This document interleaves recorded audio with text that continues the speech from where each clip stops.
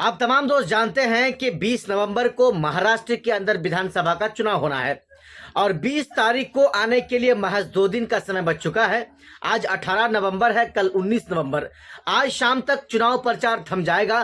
तमाम पार्टियों के तमाम नेताओं की तरफ से चुनाव प्रचार को बंद कर दिया जाएगा। कल वोटर्स को सोचने का मौका दिया जाएगा और परसों 20 नवंबर को लोग खुले मन से फ्रेश दिमाग से जाएंगे पोलिंग बूथ में और फिर वहां जाकर जो है बूथ में जाकर वोट करेंगे।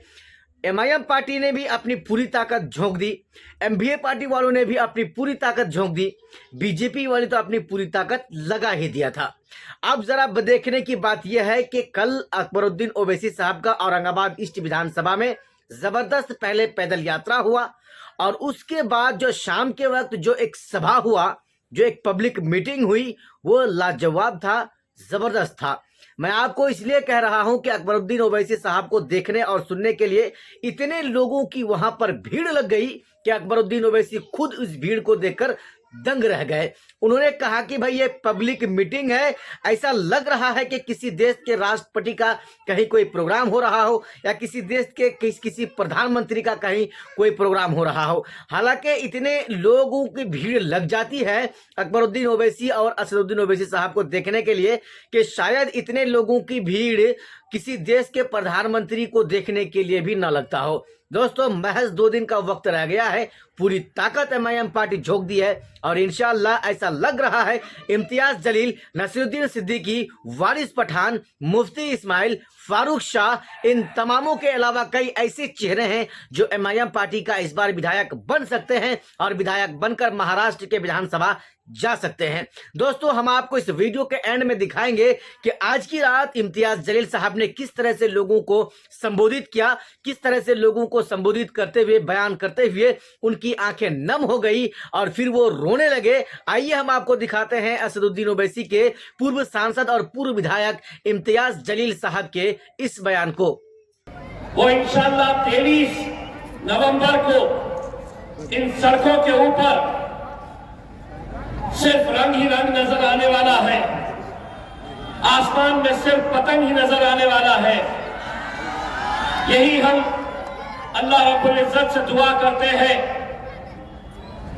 ये दुआ करते हैं इस इलेक्शन में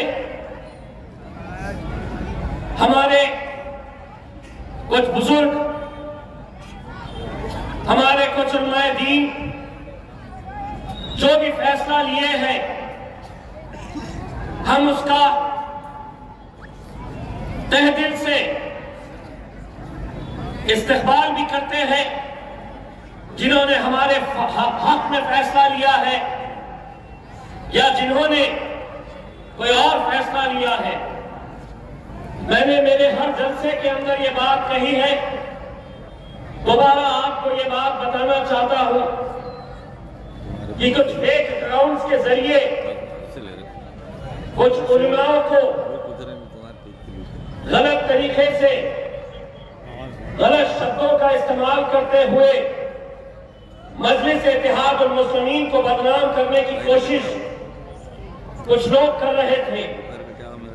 सिटी चौक पुलिस स्टेशन के अंदर बाकायदा एफआईआर रजिस्टर कराई गई है और उन लोगों की शिनाख्त भी हुई है जो सिर्फ अपने सियासी मफाद की खातिर, जो सिर्फ मजलिस को बदनाम करने के इरादे से ये घिनौनी हरकत को अंजाम दिए।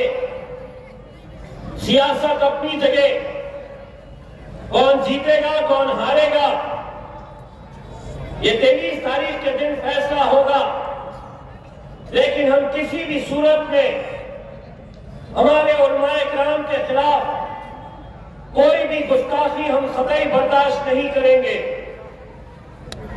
किसी मुसलमान ने अपने मौलाना, अपने उलमाए किराम के ताल्लुक से कोई गलत बयानी किसी ने भी बर्दाश्त नहीं करनी चाहिए। सियासत अपनी जगह पे है। अल्हम्दुलिल्लाह, अगर अल्लाह रब्बुल इज्जत ने अगर हमारे हिस्से में कामयाबी लिखी है, जिस तरह हमारे मौलाना साहब ने बताया है, अगर हमारा ईमान पे यकीन है वो एक बात अच्छी तरह से समझ ले कि तुइज़्ज़ु मन तशा व तुज़िल्लु मन तशा, इज्जत का और जिल्लत का देने वाला। इतना जानते हो फिर भी मैं आप लोगों का शायद मैं लफ्जों से आप लोगों को शुक्रिया अदा नहीं कर सकता हूं। लाखों लोग जमा करना, हर रोज हजारों की तादाद के अंदर इतने सारे लोग अपनी मोहब्बत का इजहार करने के लिए हमारे बीच आते हैं, हमारे साथ खड़े रहते हैं। यही ताकत है जो हमें हिम्मत देती है। अल्लाह ने मुझे मौका दिया महाराष्ट्र की विधानसभा के अंदर जाने का। मैं यकीन मानिए महाराष्ट्र की विधानसभा के अंदर एक कानून लाना चाहता हूं, और वो कानून ये है,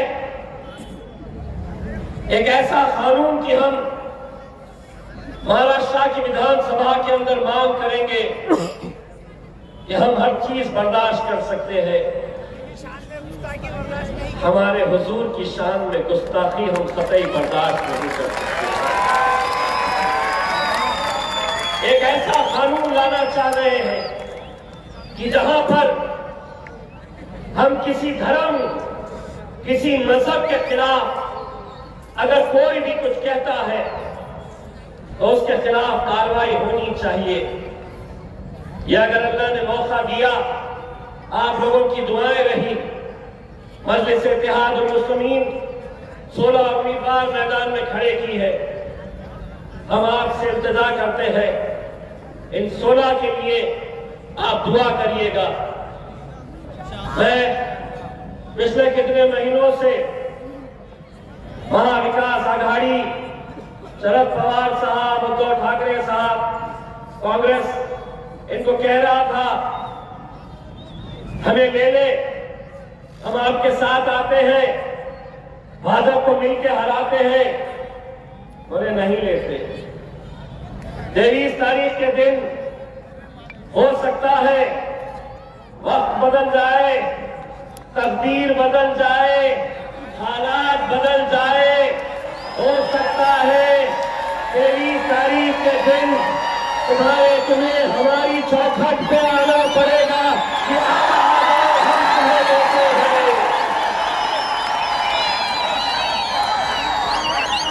मुमकिन है मेरे भाइयों, अगर हम मुत्तहिद हुए, अगर हम मुत्तहिद होकर अगर हम खड़े रहे तो यकीनन ये मुमकिन है।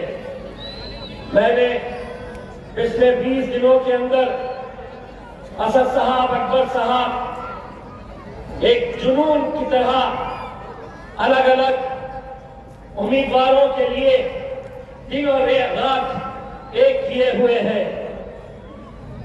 हम मुत्तहिद हुए थे तो जब दुनिया कहती थी कि एमपी का इलेक्शन कैसे जीत सकते हैं, तो मैंने कहा था कि औरंगाबाद में कुछ भी मुमकिन है, हम कुछ भी कर सकते हैं और करके दिखाए।